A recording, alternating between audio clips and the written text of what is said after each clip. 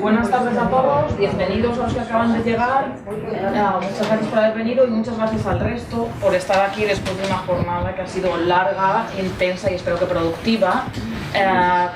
Quiero recordarles que mañana comenzamos a las 8:45 en una jornada que va a ser un poquito menos larga, pero que espero que igual de intensa y de productiva. Voy a presentarles brevemente al encargado de impartir la segunda de las conferencias plenarias de este simposio, y lo de brevemente no es porque su trayectoria sea precisamente reducida. Francisco Moreno Fernández es catedrático de Lengua Española de la Universidad de Alcalá.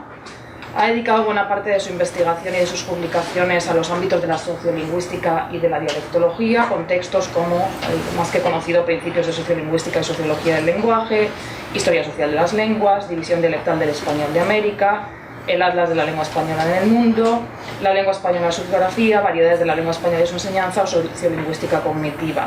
También ha trabajado en los ámbitos de la semántica y de la lexicografía, con publicaciones como Lecturas de Semántica Española, el Diccionario para la Enseñanza de la Lengua Española, el Diccionario Bilingüe de Uso Portugués-Español, a los que hay que sumar el recientemente publicado Diccionario de Anglicismos este mismo año.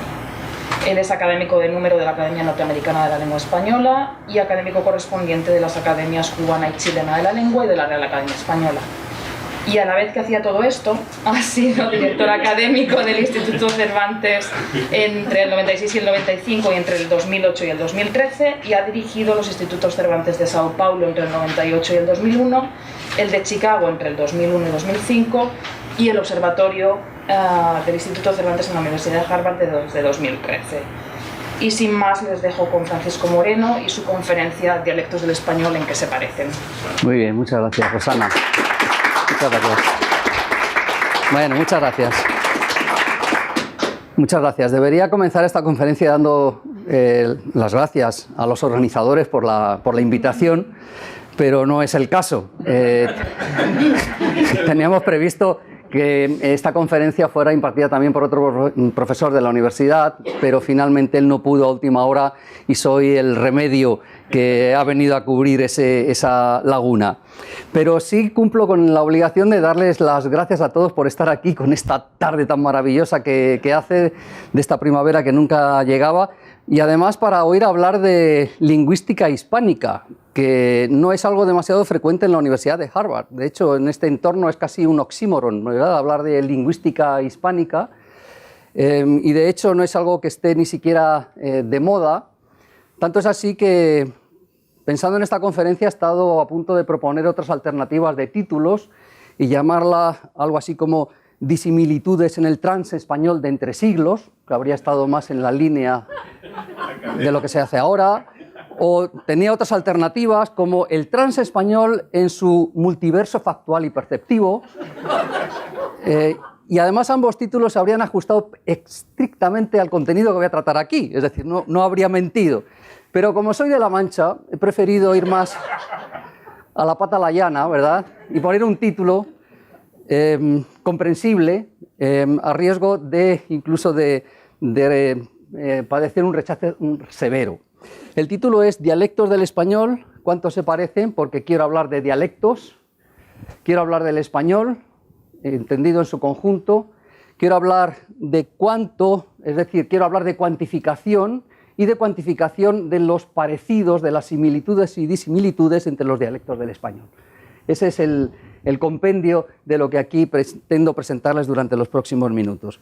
Voy a adoptar una perspectiva del español como lengua internacional. Es una perspectiva que se está manejando para otras lenguas internacionales, y voy a presentarles una aproximación que no se ha hecho para otras lenguas y que es de las primeras veces que se aplica para la lengua española.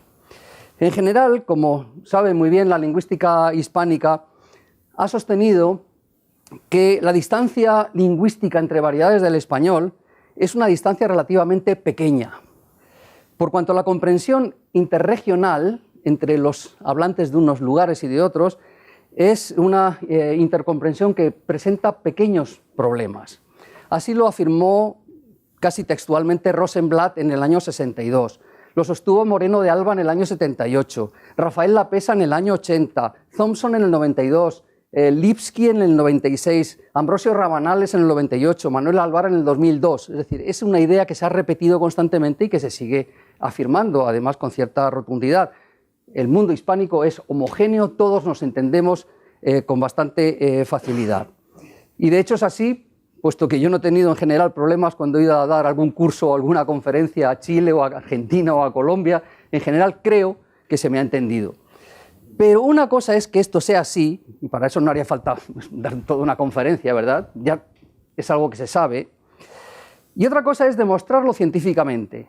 Es decir, el problema está en que no existen pruebas empíricas o no lo suficientemente amplias y sólidas, bien cuantificadas, que demuestren hasta qué punto alcanza la cercanía o la lejanía entre las variedades del español. Las propuestas de zonificación dialectal que se han realizado hasta el momento se han basado en datos parciales, en datos escasos, o se han realizado siguiendo una metodología limitada.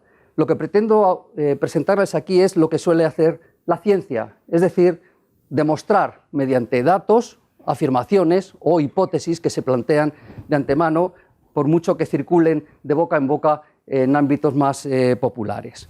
Vamos a hablar de dialectos, y cuando me refiero al término dialectos estoy pensando en una variedad hablada de una lengua sin entrar en valoraciones subjetivas de carácter sociológico. No estoy hablando de dialecto en sentido despectivo, es decir, todos cuando hablamos en dialecto, hablamos en el dialecto de nuestra región, de nuestro origen geográfico y de nuestro origen social. Por lo tanto, ese es el concepto que voy a manejar. Los franceses, para evitar el problema de la carga peyorativa que tiene el concepto de dialecto, comenzaron a utilizar desde los años 70 el concepto de geolecto, que es algo más aséptico.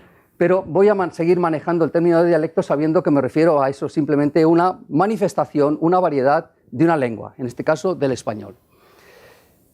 Vamos a hablar de dialectos sabiendo además que el concepto de dialecto tiene problemas profundos, muy serios y casi sin solución. El problema de los dialectos es delimitarlos, identificarlos y por tanto cuantificarlos. Si nos hicieran a cualquiera de los lingüistas que trabajamos en este ámbito cuántos dialectos tiene el español, no sabríamos dar una respuesta. Es como intentar responder a cuántas lenguas hay en el mundo. El problema de fondo es el mismo, es el concepto de lengua trasladado al concepto de dialecto. Lo que voy a intentar aquí es, por un lado, hablar del grado de cohesión que pueda existir dentro del mundo hispánico, del espacio hispanohablante. Para ello vamos a partir de esa hipótesis de que el mundo hispánico es bastante homogéneo entre sí. De hecho, se ha llegado a afirmar literalmente que el léxico compartido por todos los hispanohablantes es del 90%. Se han dado hasta cantidades, pero sin poner cuentas detrás. Se han hecho esos cálculos un poco a ojo. Y vamos a intentar escapar un poco de la actitud del tonto y de la actitud del loco. La actitud del tonto es la actitud de aquel que dice, no, si todos somos iguales, todos nos entendemos perfectamente, no hay ningún problema, no hay diferencias entre el habla de un lugar y el de otro. Bueno, eso puede ser así, pero la verdad es que luego cuando llegamos a casa a veces tenemos problemas entre entendernos con nuestra familia. ¿Cómo no hay problemas entre comunidades, entre áreas distintas? Claro que hay, es decir, negar la diferencia, negar la variación es de tontos. La otra postura es la postura del loco, es decir, no nos parecemos en nada. Mi forma de hablar no se parece en nada a la de los mexicanos. Y hay gente que dice, he conocido a gente de América, de Argentina o de México, que dice, yo las películas de Almodóvar no las entiendo nada, ¿verdad? Porque hablan un español muy raro, hablan español de Castilla madrileño y no hay quien los entienda. Y a esto hay que decir que mi madre, que era española y además era del centro peninsular, tampoco entendía las películas de Almodóvar. Es decir, no es una cuestión de geografía, ¿verdad? Es una cuestión que tiene que ver con aspectos sociológicos. Por eso aquellos que niegan cualquier tipo de cohesión o de igualdad son locos, porque no es así tampoco. Y por otro lado vamos a hablar de la percepción de las hablas hispanas. Ya saben que se dicen muchas cosas de la forma de hablar de los españoles, de los argentinos, de los colombianos, de los chilenos, de los cubanos, porque todos tenemos percepciones acerca de la forma de hablar de unos y de otros, de unas regiones y de otras. Y vamos a ver cómo funcionan esas regiones y a relacionar esa percepción de las hablas hispánicas con los datos, con la realidad de los usos lingüísticos, que son también realidades variadas. Antes de presentar los datos que quiero ofrecerles aquí, quería simplemente anticipar que en general las caracterizaciones de las variedades del español son muy complejas, porque el español es una lengua muy ancha y muy larga en el tiempo, una lengua muy diversa, y las dificultades metodológicas, puramente metodológicas, ya no hablo de las cuestiones ideológicas, que también existen, las dificultades de método para determinar cuáles son las características, las distancias entre unas hablas y otras, han llevado a adoptar distintas posiciones para intentar salir del paso en cada uno de los momentos históricos correspondientes. Así ha habido y sigue habiendo investigadores que a la hora de explicar cómo funciona una variedad en un lugar determinado, adoptan una posición que podríamos llamar diferencial. Es decir, buscan una referencia, muy a menudo el español de España o las obras de lingüística española, porque ha sido hasta hace unas pocas décadas la variedad mejor descrita, la más atendida en la bibliografía, por lo tanto se compara lo que se dice en un lugar determinado con lo que aparece en esas obras de referencia. Eso es una actitud diferencial. Y de hecho hay, por ejemplo, diccionarios diferenciales. Hay diccionario diferencial del español de Canarias. ¿Qué es lo que hace? Comparar el léxico usado en Canarias con el léxico que aparece en el diccionario de la Real Academia Española o con el léxico considerado como castellano. Hay estudios diferenciales de muy distintos tipos. Es una actitud.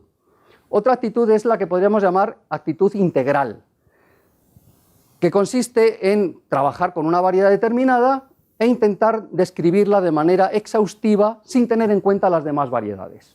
Esta actitud, por ejemplo, es la que se adopta en el llamado diccionario, en el diccionario del español de México, el elaborado por Fernando Lara desde México, que recopila léxico utilizado, de hecho, en las hablas mexicanas y lo describe, tanto si esas palabras son exclusivas de México como si son compartidas con el resto. ¿De acuerdo? Eso obligaría a hacer una descripción exhaustiva de cada una de las variedades del español y posteriormente, si se quiere hacer comparaciones, averiguar qué es lo compartido y qué es lo exclusivo. Y otra tercera actitud sería la de intentar manejar toda la información de conjunto posible y en esa información de conjunto, en ese conjunto de datos, intentar discriminar lo que es común de lo que es parcial, de lo que es particular. Esta tercera actitud es la que podríamos llamar actitud compleja o la de la tendencia de análisis complejo, puesto que se toma la realidad en toda su complejidad. Lo que vamos a hacer aquí es intentar trabajar en esta línea o proponer información relativa a esta visión compleja. No vamos a adoptar una actitud ni diferencial ni integral, sino compleja. Y vamos a trabajar intentando identificar también áreas, pero no áreas que se correspondan con criterios más o menos objetivos, porque resulta muy complicado hacerlo. Sé que puede resultar difícil verlo de lejos, pero no se trata de ver los detalles, sino simplemente de comprobar que han sido muchas las propuestas que se han hecho de división dialectal del español, intentando responder a cuántos dialectos tiene el español, cuántas variedades. Las propuestas que se han hecho para intentar explicarlo han sido muy variadas. Aquí tienen casi una decena de esas propuestas, que van desde la propuesta de Armas y Céspedes en el año 1882, que distinguía un español criollo, uno de México y Centroamérica, uno del Pacífico y uno de Buenos Aires, utilizando como criterios una supuesta tendencia a crear idiomas diferentes en cada una de estas áreas, a la propuesta de Enríquez Ureña, la de los años 20, que es de las más conocidas y difundidas, que distingue un español de México, uno de las Antillas, otro de los Andes, otro de Chile, otro de Argentina.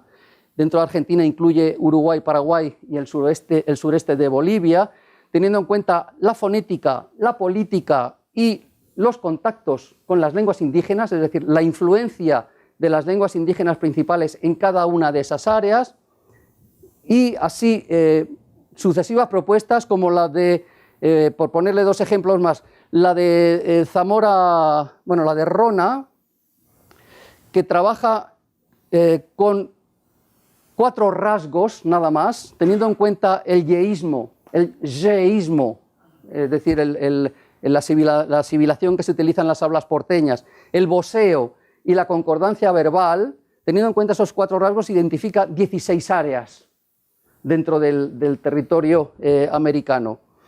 Hasta la propuesta de Cahuzac en Francia, que trabaja solo con el léxico de los campesinos, es decir, teniendo en cuenta el léxico de la agricultura y de los campesinos, ¿cuántas zonas habría? Y resulta que a él le salen pues bastantes, le salen 4 grandes áreas, pero luego cada una de esas áreas están subdivididas en áreas menores.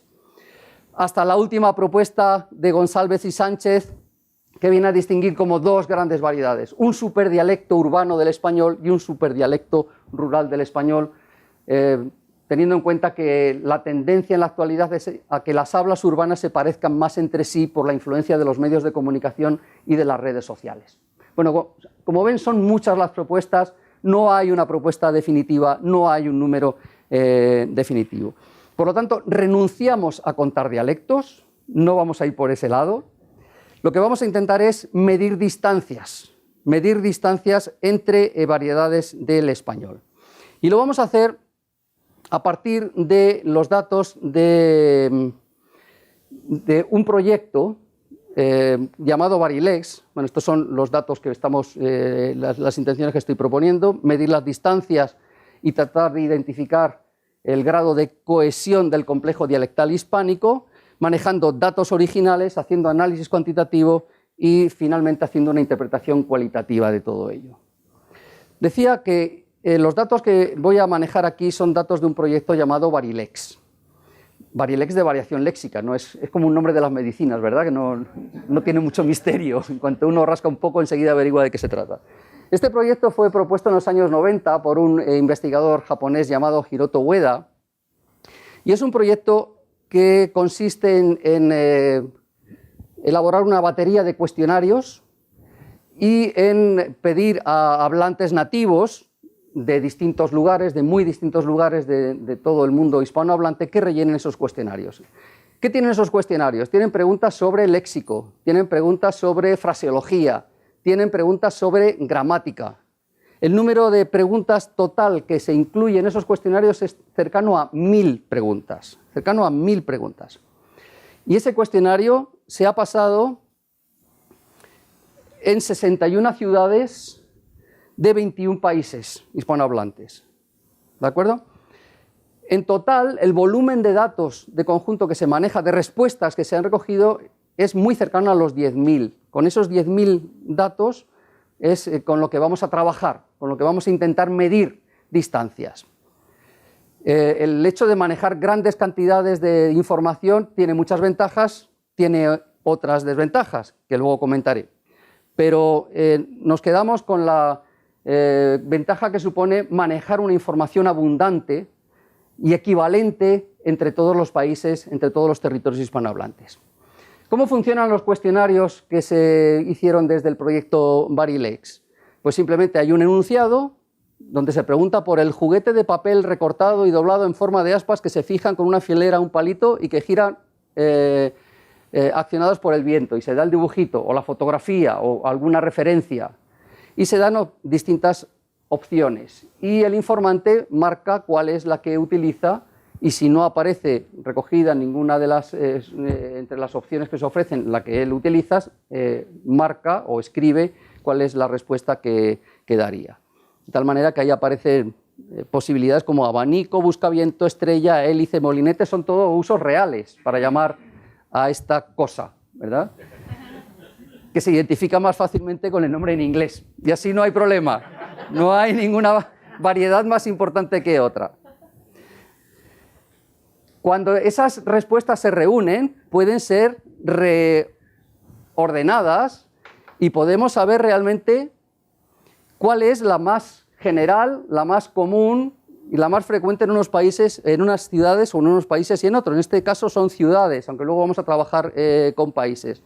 De tal manera que si vemos el número total de respuestas, vemos que las respuestas más frecuentes, más abundantes son molinillo de viento, molinillo, molinete.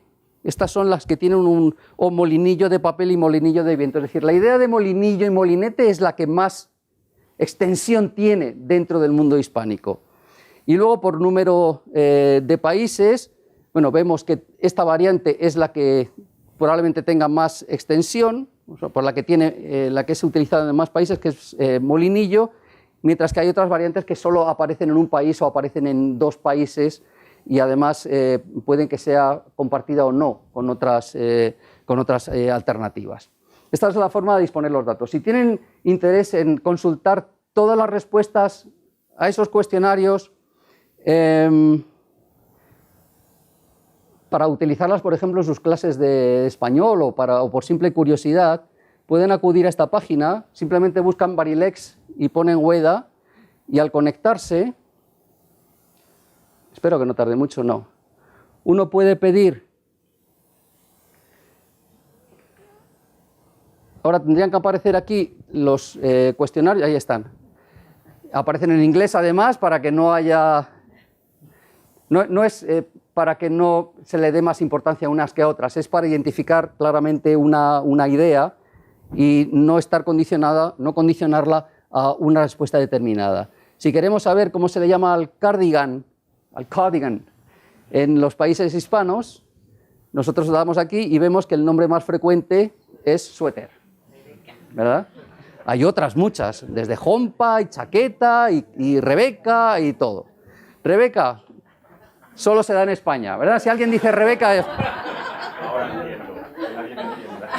Por eso no se entienden, somos raros.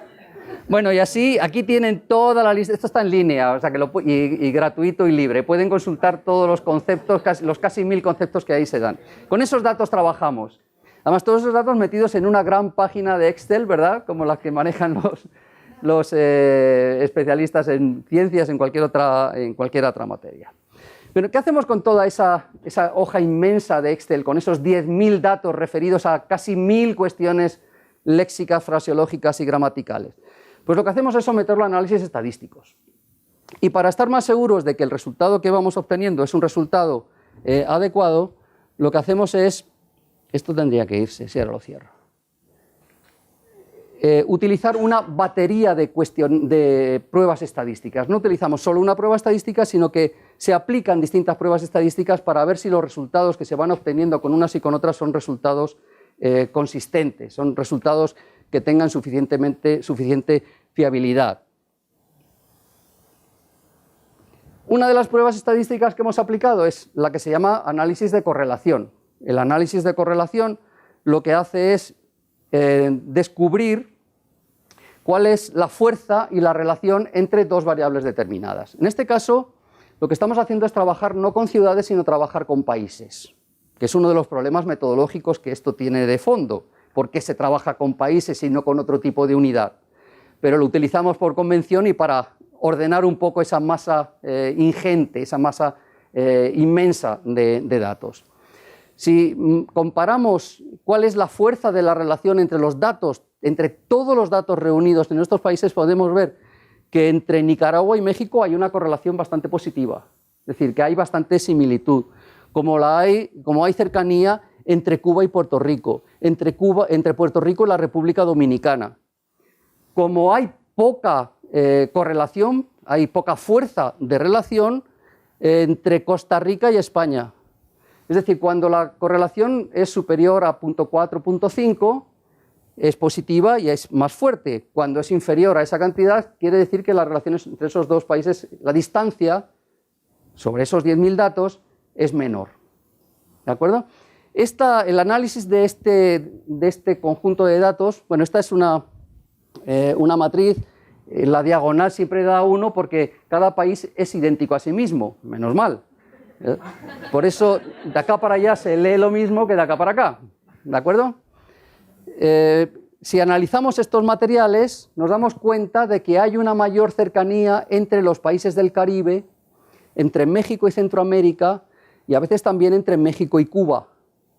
¿De acuerdo? Si uno busca razones cualitativas o históricas, podría tirar del hilo para explicarlo, pero de momento solo tenemos datos, solo tenemos cantidades. Y si vamos analizando, si vamos buscando escasas correlaciones o correlaciones débiles, vemos que el caso de Chile nos ofrece mucho .1, .1, .1, 0.09, es decir, Chile y España tienen correlaciones débiles. ¿De acuerdo? Una primera prueba estadística. Pasamos a otra prueba estadística.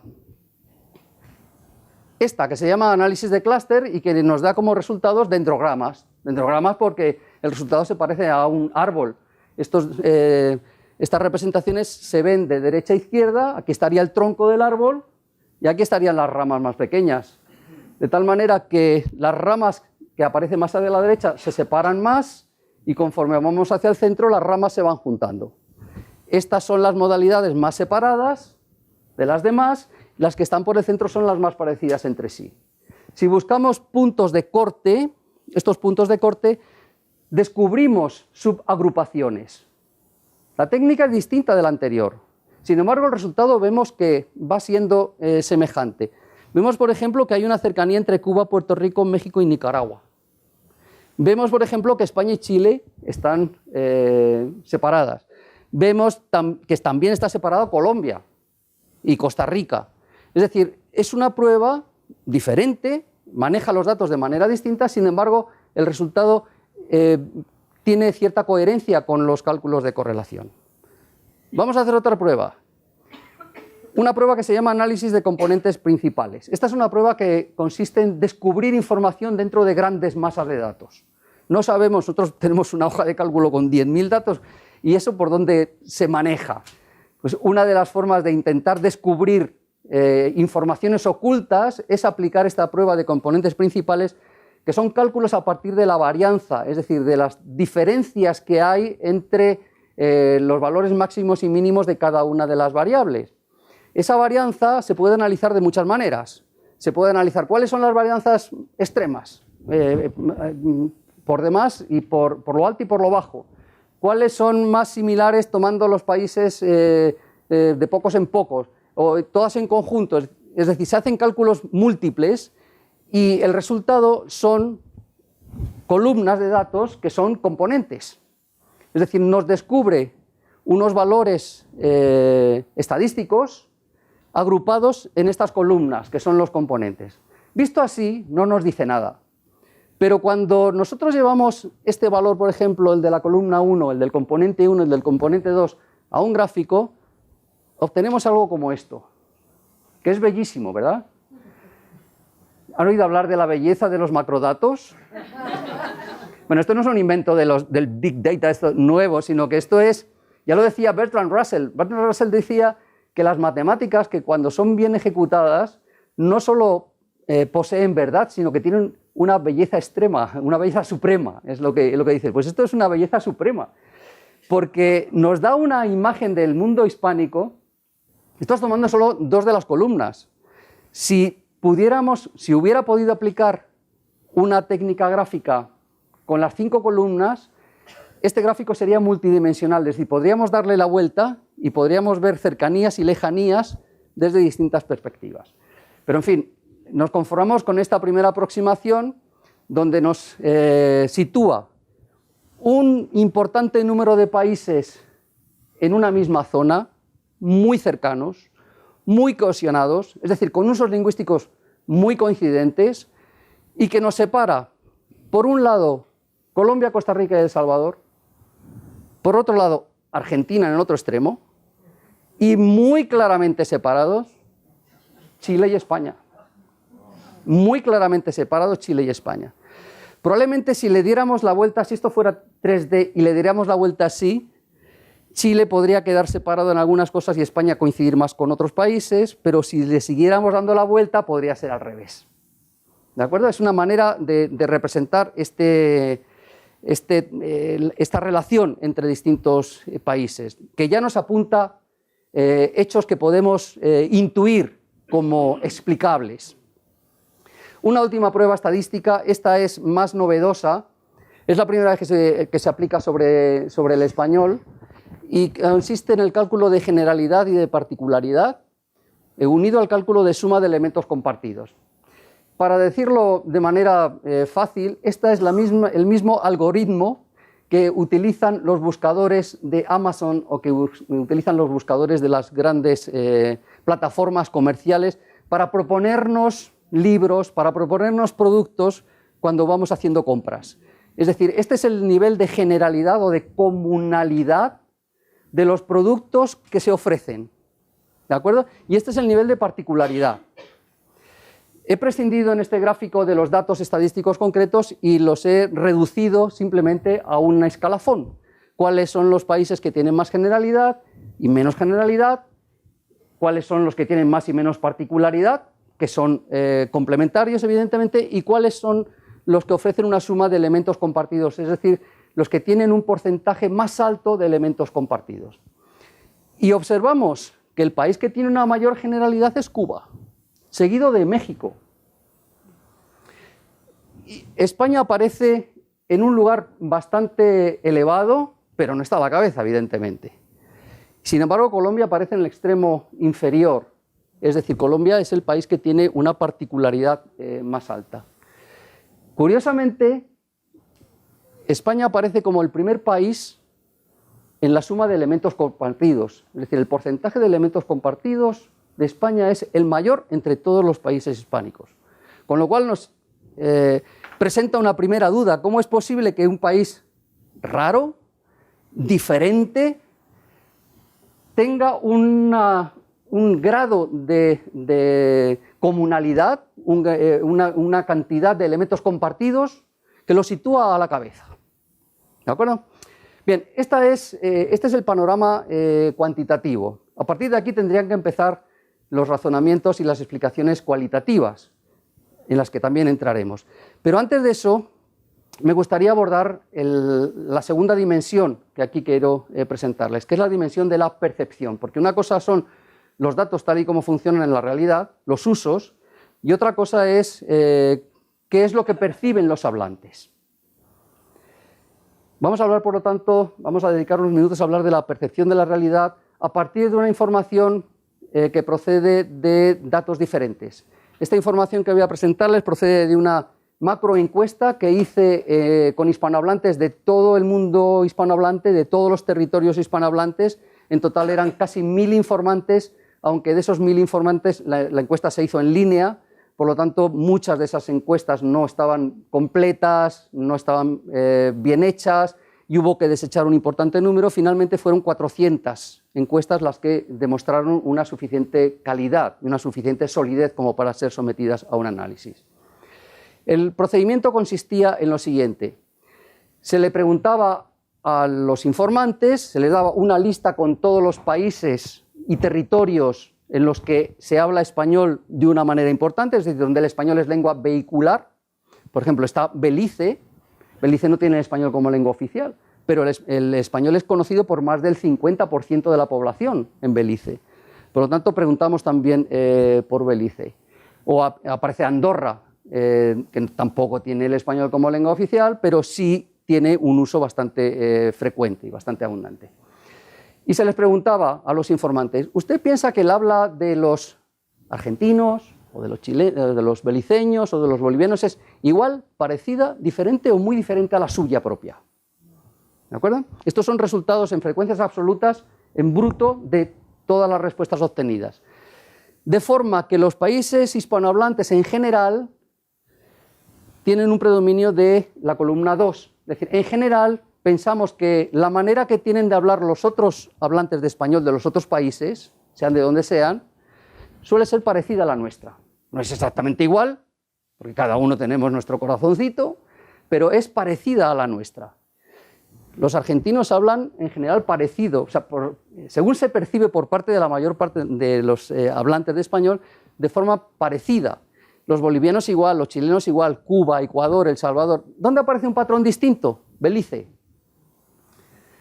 Los hablantes encuestados perciben que es un país donde el español no es la lengua principal, no es lengua vehicular o es una lengua en convivencia estrecha con otras lenguas, por lo tanto puede verse muy afectada por esas otras lenguas y por lo tanto piensan que lo que allí se dice, todo con percepciones subjetivas evidentemente, que lo que allí se dice es distinto, o muy distinto o distinto de lo que se suele decir, utilizar en el mundo hispano. ¿Qué percepción se tiene de Estados Unidos por parte de nuestros 400 informantes hispanohablantes? Que en general en Estados Unidos se habla de manera distinta o muy distinta. En Gibraltar, igual. En la isla de Guam, igual. En general, porque la isla de Guam es desconocida, suena a territorio extranjero, por lo tanto, seguro que allí hablan distinto.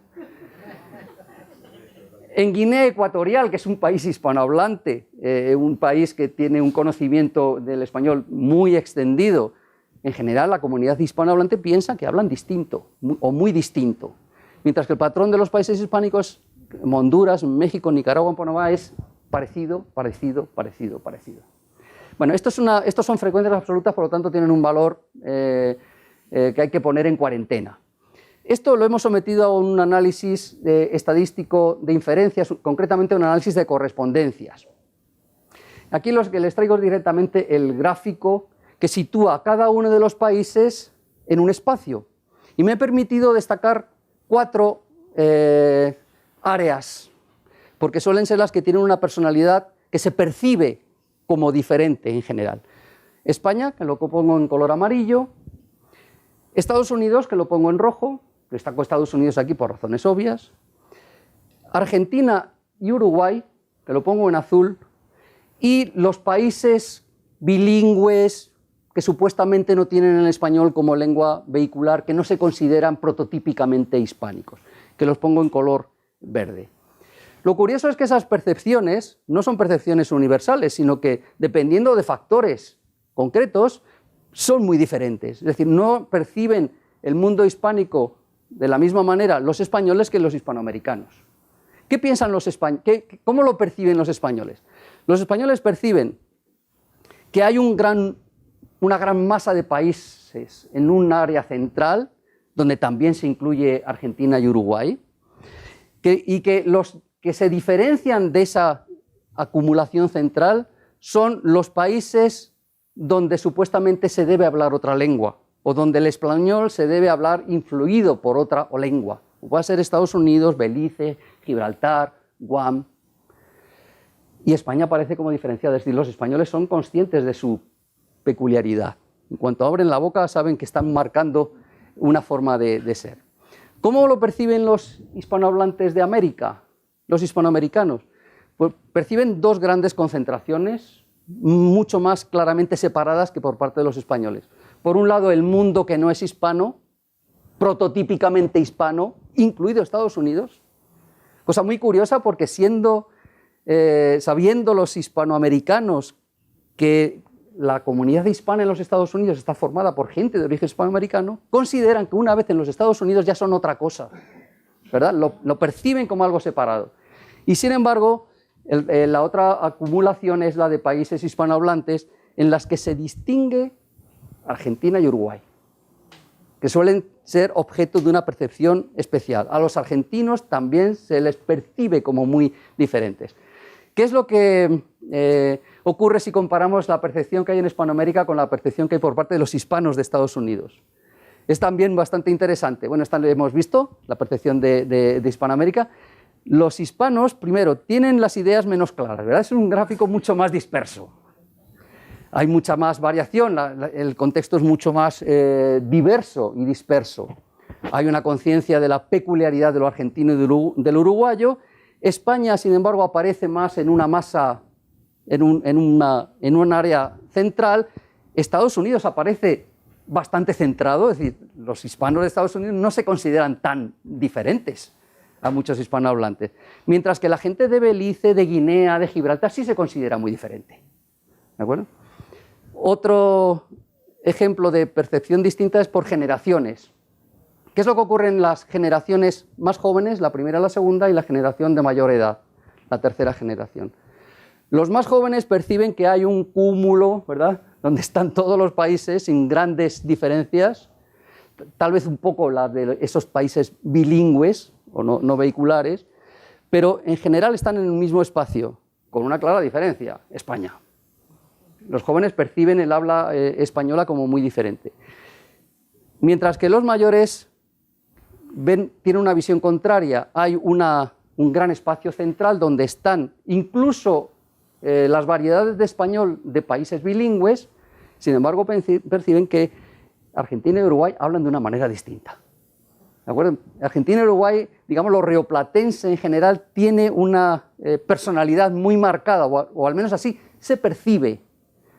Porque esta es una de las cosas que quería comentarles, y es que los argentinos y los uruguayos se perciben como más diferentes de lo que realmente son.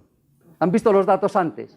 Claro que hay ciertas distancias entre Argentina, sobre todo, y han visto que en el gráfico ese tan bello aparecía en la parte de abajo algo separado, pero desde luego no era algo como, por los datos, como España o como Chile.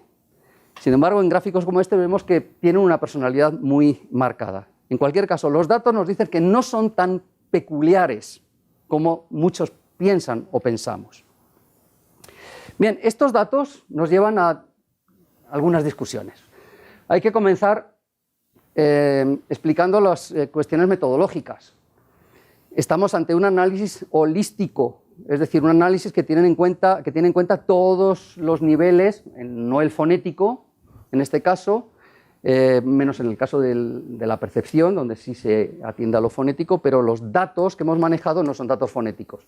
Hemos manejado datos léxicos, gramaticales y fraseológicos principalmente, pero todos en conjunto, ¿de acuerdo? No hemos hecho un análisis de lo que ocurre con el léxico, lo que ocurre con la gramática, lo que ocurre con la fraseología. Probablemente la conducta por niveles sea distinta, el resultado sea distinto.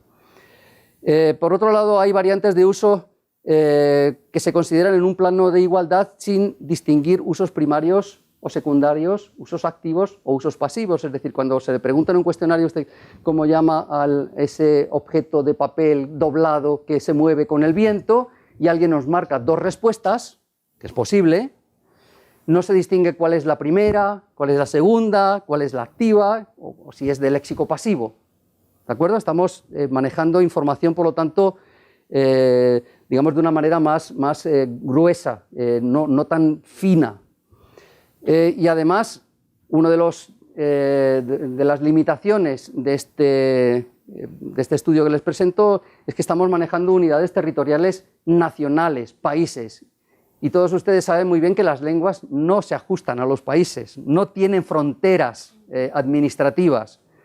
Hay regiones intranacionales y hay regiones transnacionales que lingüísticamente tienen una gran importancia y que un estudio como este no ha podido tener en cuenta.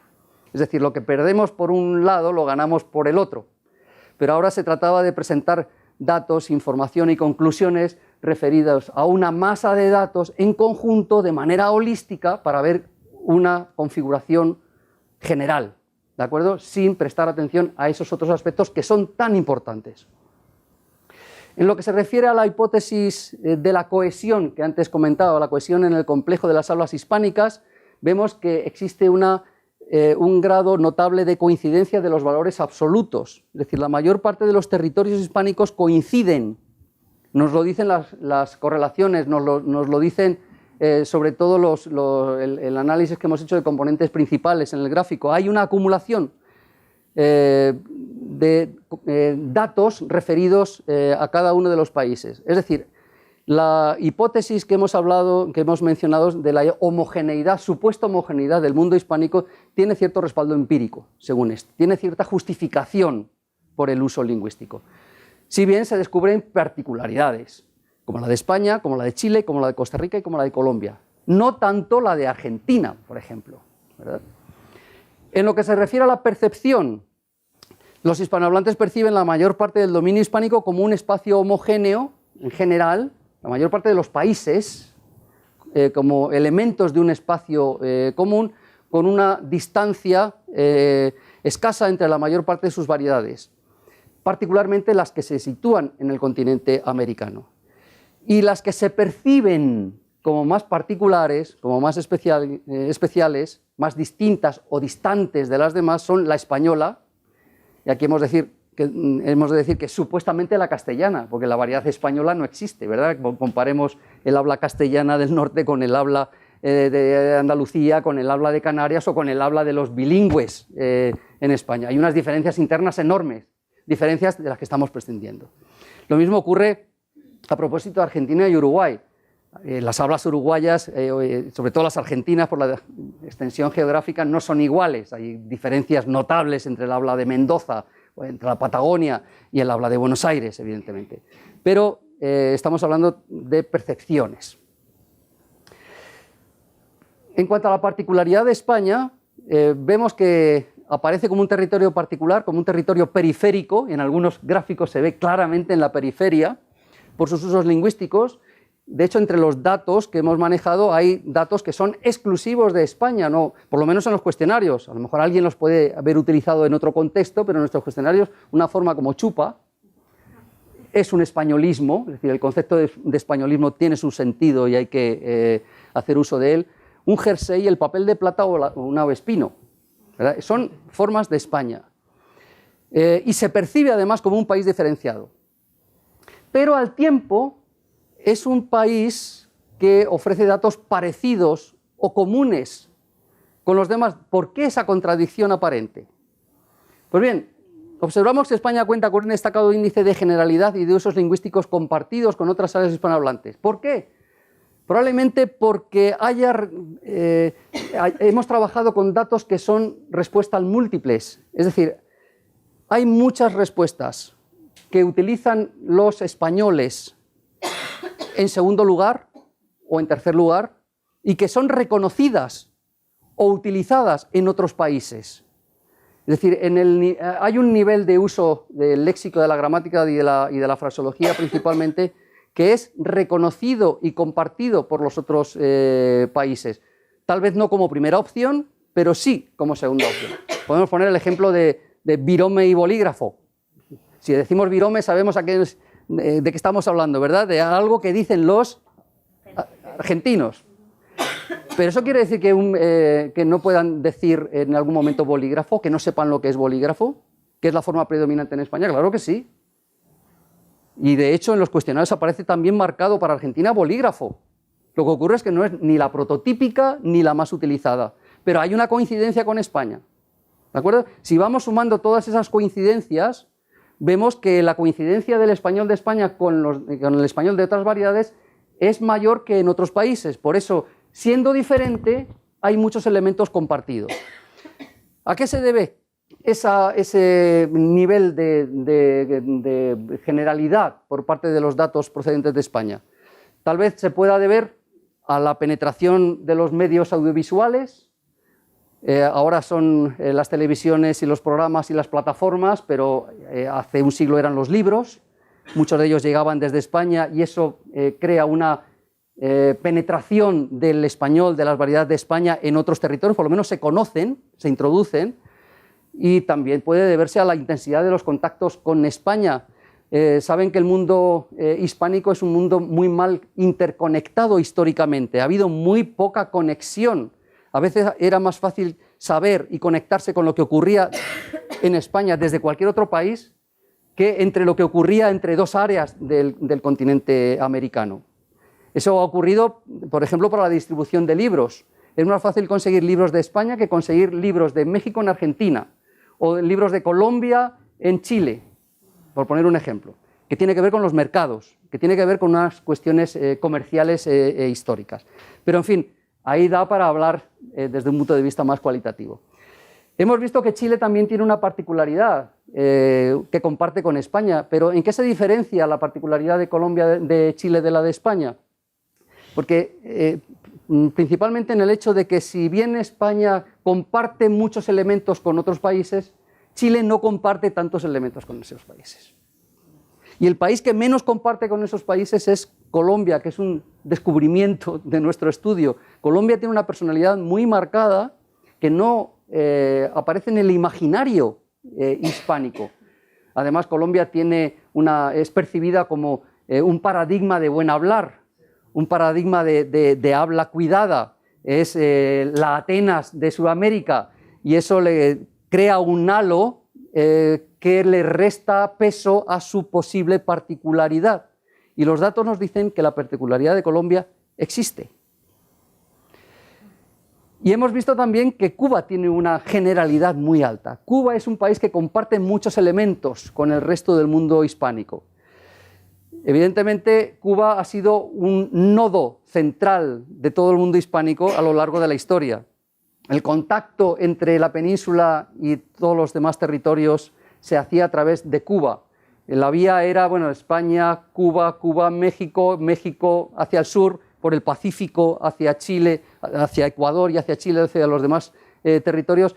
Eso puede que sea, esta generalidad puede que sea un reflejo de todo ese trasiego histórico. Vamos a poner como excepción lo que ha ocurrido durante las últimas décadas, donde no ha existido ese carácter nodal de las hablas y del territorio de Cuba, pero el peso de la historia no se puede quitar de un plumazo, ¿verdad? Y menos en la lengua habitual.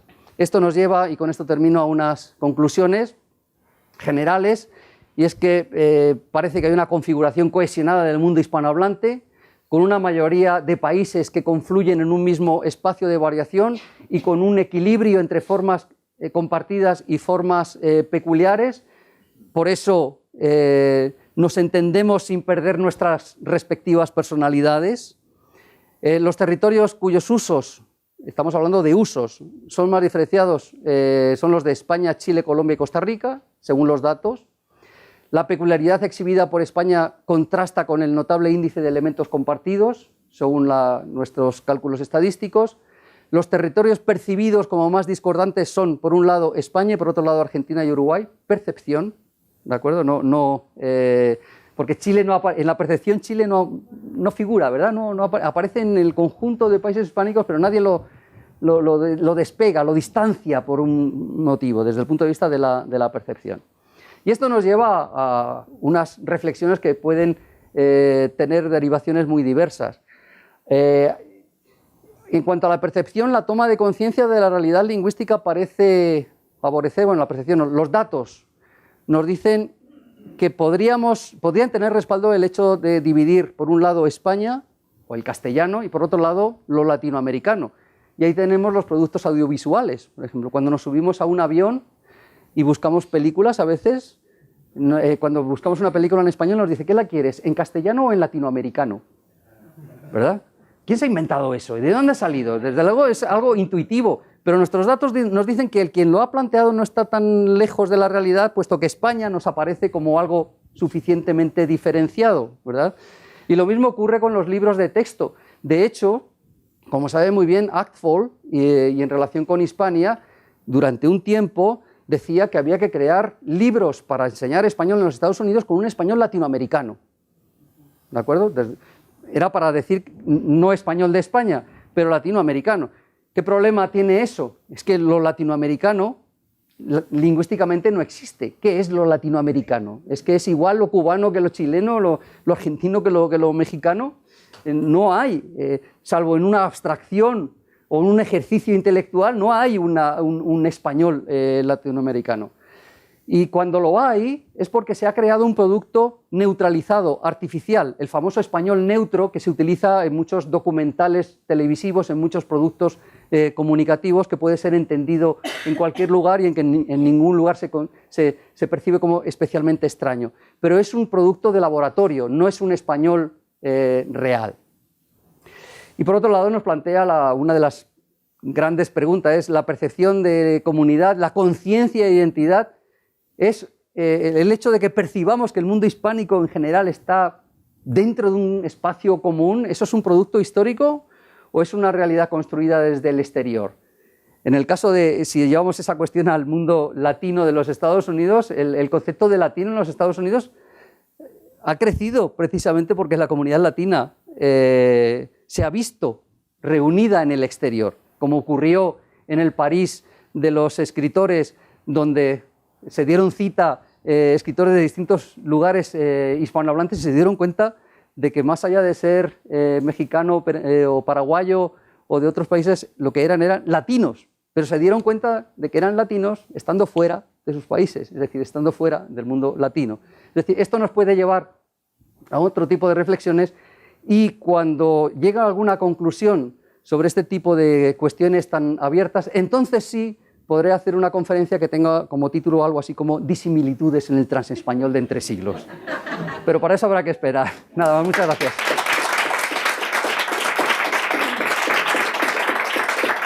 Gracias. Tenía que haber sacado el papelito. Siento haberme pasado unos 5 minutos de lo que pensaba. Pero tenemos otros 5 minutos para preguntas si lo desean.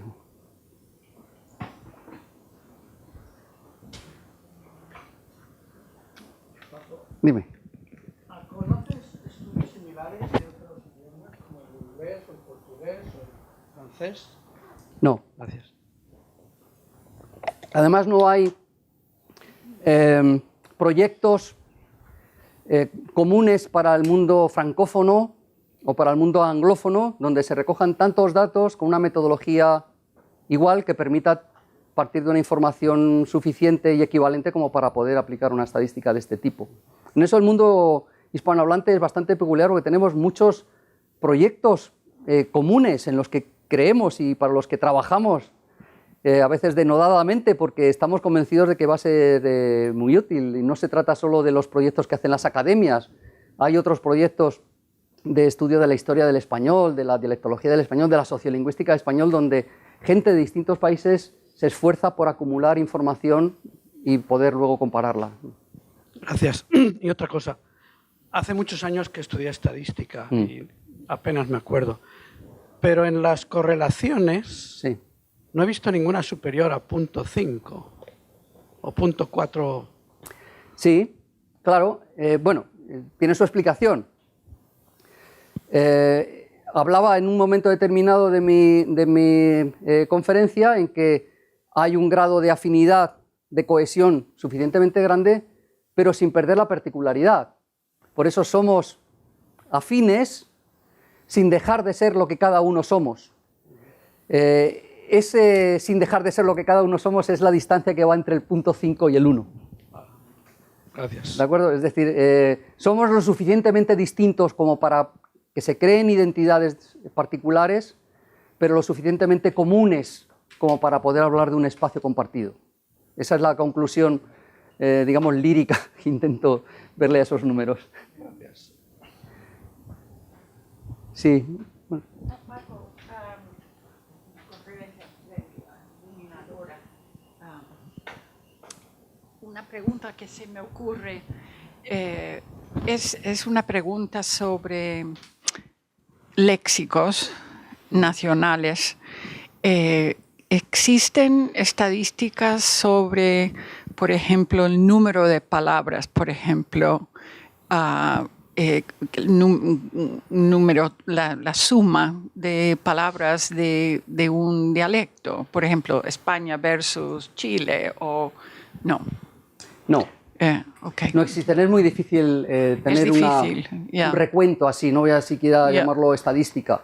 Hay gente que dice, seguro que lo han oído, cosas como que es que el inglés tiene muchas más palabras que el español, porque los diccionarios de inglés son así de gordos y tienen 200.000 palabras, mientras que el diccionario de la academia tiene 95.000, por lo tanto tiene muchas más palabras que el español. Eso no es una estadística.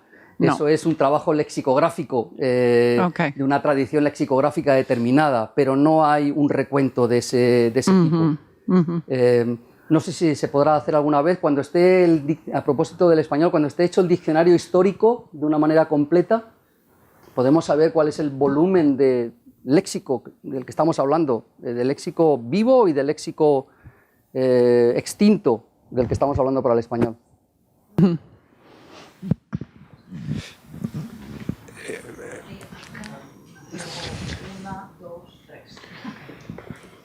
Bueno, gracias. Tengo una pregunta sobre la cual ya has hecho algún comentario, pero creo que es bastante importante.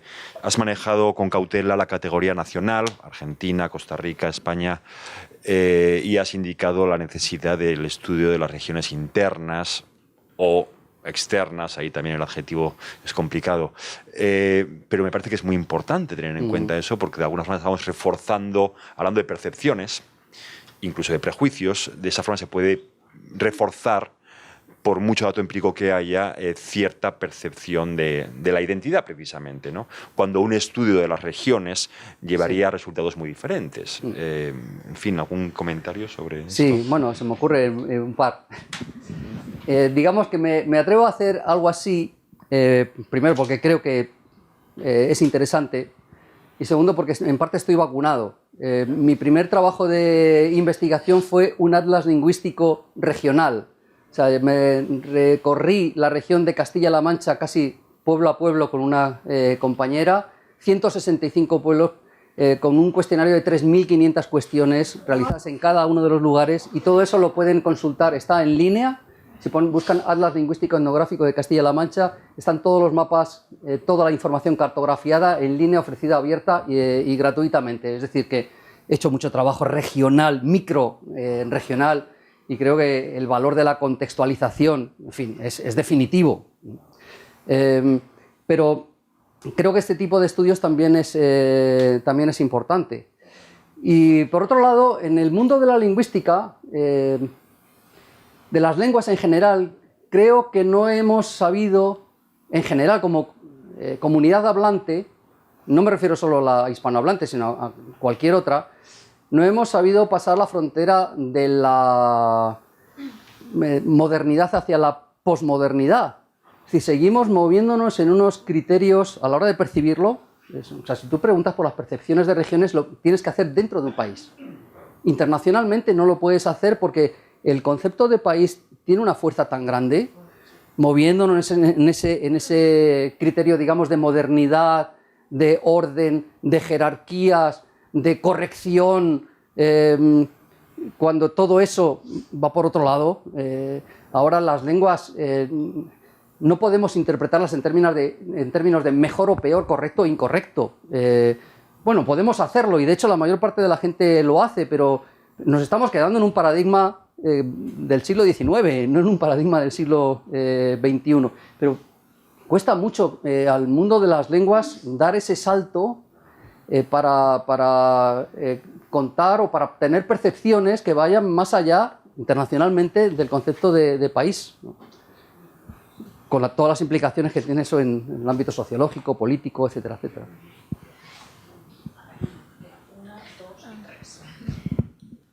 Muchas gracias, Él había Francisco. pedido también hace mucho. Vale, perdón. No, pero... No, está bien.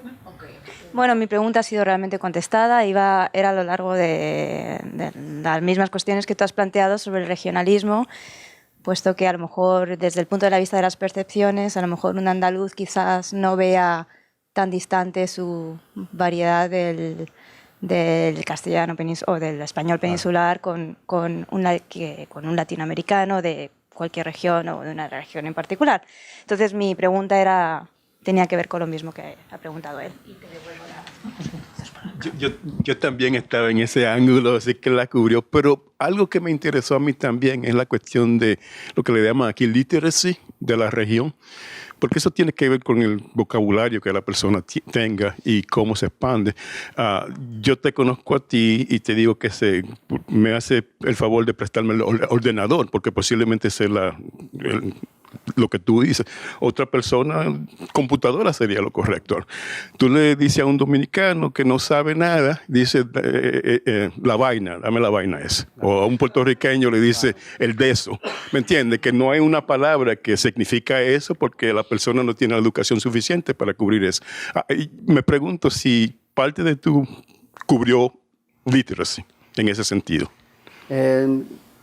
Bueno, creo que efectivamente es otro de los puntos débiles que tiene una metodología así, y es que se pasa por encima de ese otro tipo de información de carácter más social, que tiene una orientación más social y que tan importante es para el léxico y para la lengua.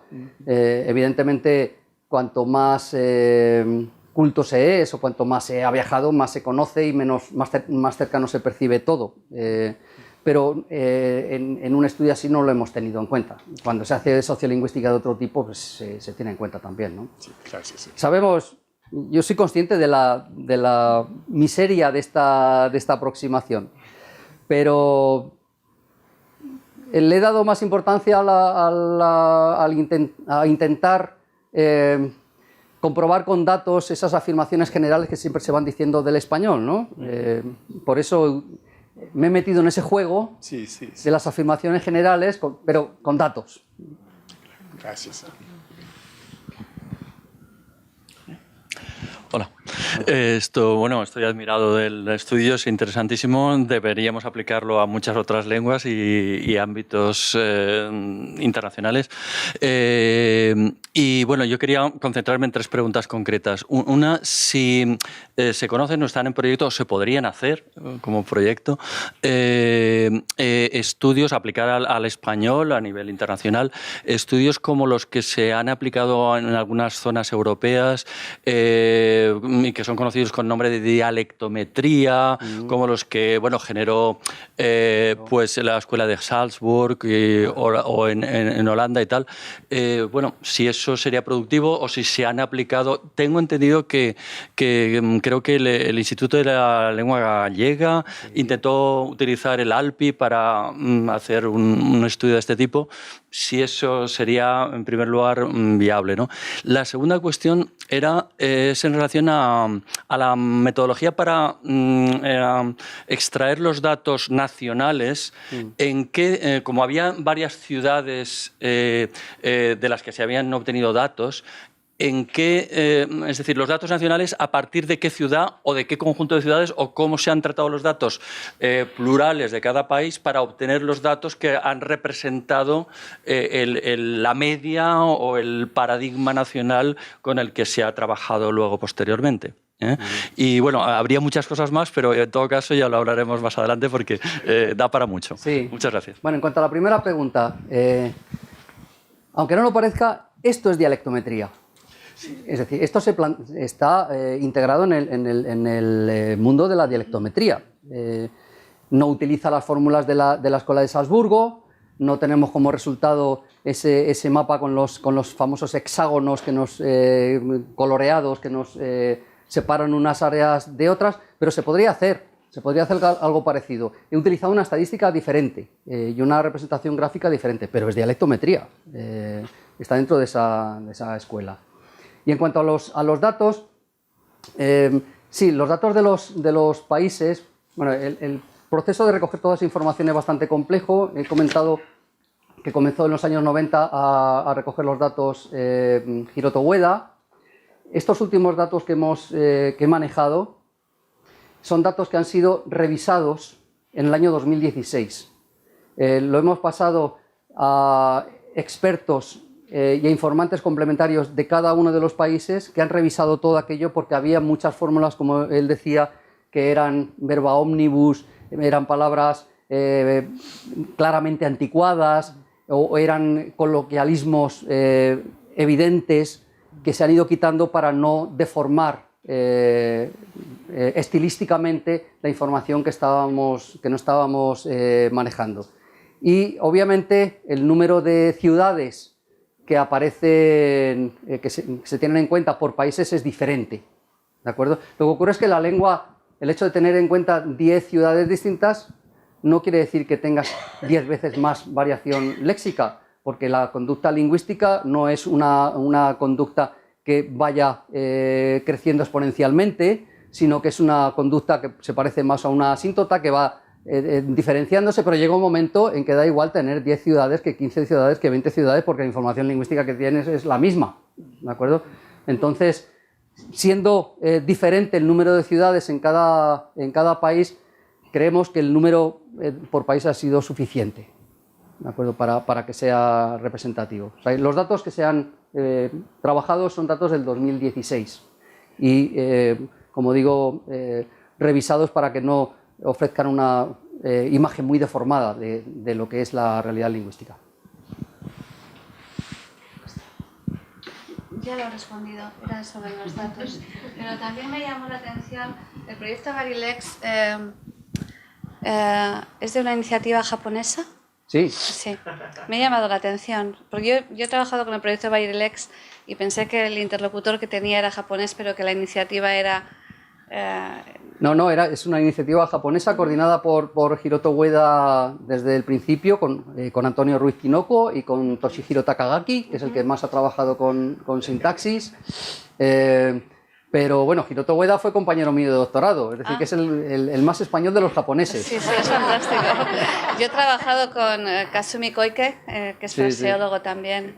Y bueno, pensé que era un japonés en medio de muchos españoles. De hecho, se subvencionó con dinero del gobierno japonés.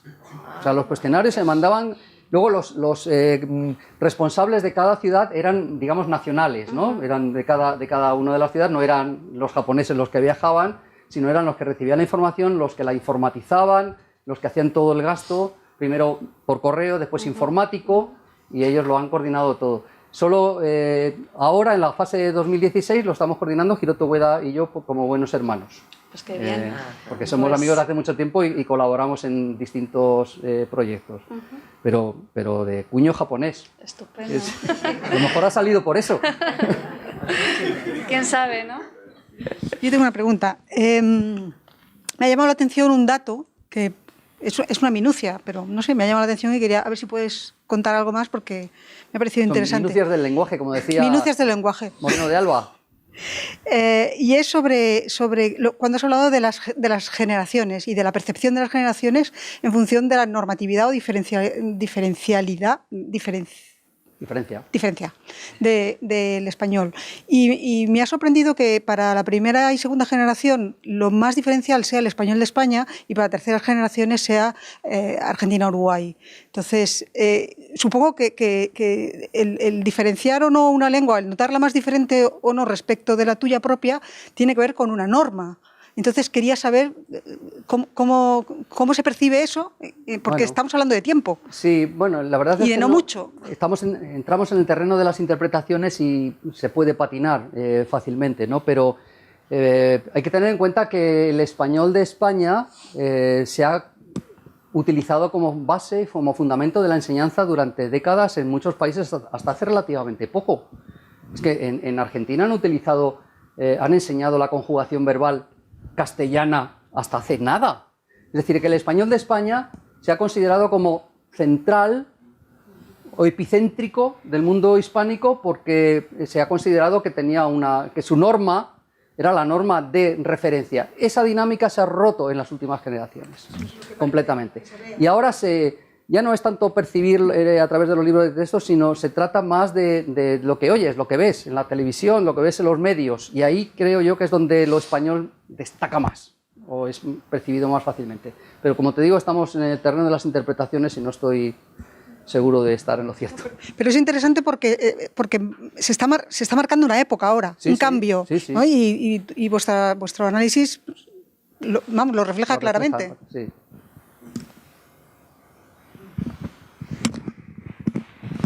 Una pregunta muy básica. Habló de la particularidad de Chile. ¿Qué le hace a Chile? De Chile, tan diferente. Bueno, solo hay que ver dónde está, ¿verdad? Un país ilimitado por un desierto, por el Polo Sur, por una sierra, por una supercordillera y por el océano. Lo entiendo geográficamente. Claro, es que esa realidad geográfica tiene su reflejo también en la lengua, y Chile tiene un léxico que muchas veces coincide con el de España, curiosamente. Los neolingüistas decían que las zonas de los extremos suelen ser más conservadoras y que los centros suelen ser más innovadores, y que a veces las zonas alejadas coinciden precisamente por ser conservadoras. No, hay que ver cada caso, no se puede utilizar como afirmación general, pero eso fue una teoría promovida por los neolingüistas italianos hace más o menos un siglo, ¿no? Y la peculiaridad de Chile se ve primero en la entonación que tiene muy, muy marcada. O sea, es la entonación que tiene un tono medio más elevado. Cuando hablan los chilenos, hablan con un tono muy elevado, en general, de promedio, o sea, calculado, analizado, no es algo percibido solamente, ¿no? Y tiene también un léxico particular, aunque como digo, a veces pueda coincidir. Tengo un amigo que fue a Chile por primera vez y que estuvo haciendo virguerías intentando no decir la palabra coger, porque yo agarro, que si tomo, hasta que se equivocó alguna vez y le dijo a un chileno, es que no quiero decir coger, y dice, no sé por qué, porque aquí en chileno, los chilenos podemos decir coger sin ningún tipo de problema. Dime. ¿De dónde viene esta idea que escucho muy mucho, sobre todo de los estudiantes, de que Colombia hablan... ¿De dónde salió eso? Eso es uno de los mitos lingüísticos. Hay muchos mitos a propósito de las lenguas, pero tiene su fundamento. Yo creo que viene desde la época de Humboldt. Hubo una época en que Bogotá reunió a intelectuales de primera fila mundial.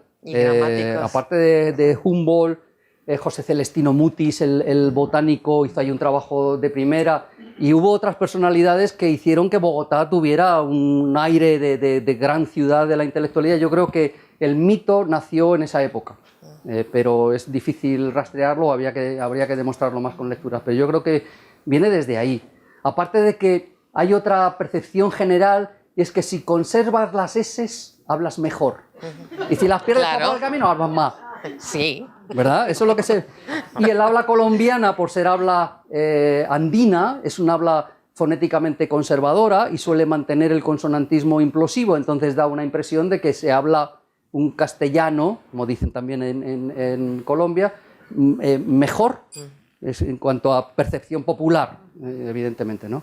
Hablando de percepciones y prejuicios, lo que voy a decir seguramente responda a un prejuicio o algo semejante, pero por ejemplo, la formalidad, el uso del usted, que además en Colombia es muy peculiar, ¿no? Eso puede ser también, ya digo, es una percepción, un prejuicio, puede explicar de alguna forma esa idea de que, bueno, como se usa cierto tipo de modos formales. Podría ser. Lo que ocurre es que esa formalidad no es exclusiva de Colombia. No, de hecho, Costa Rica tiene el fenómeno más conocido como ustedeo, que las parejas se hablan de usted cuando están... Y en Colombia también. Y luego a los bebés se los llama de usted, pero usted qué cosa tan bonita, les dicen los bebés. Sí.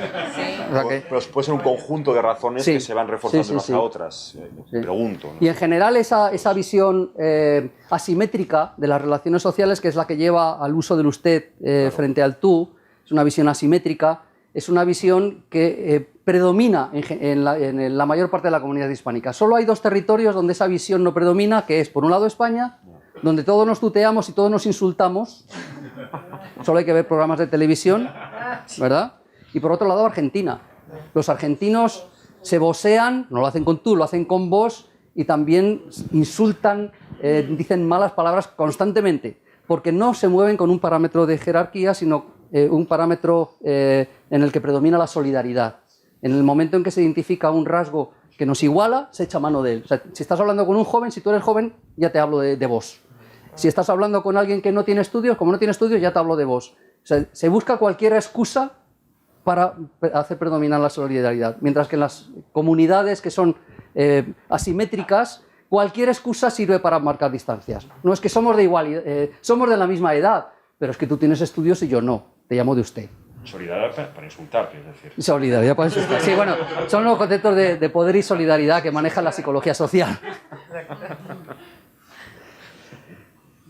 Muchas gracias y mañana...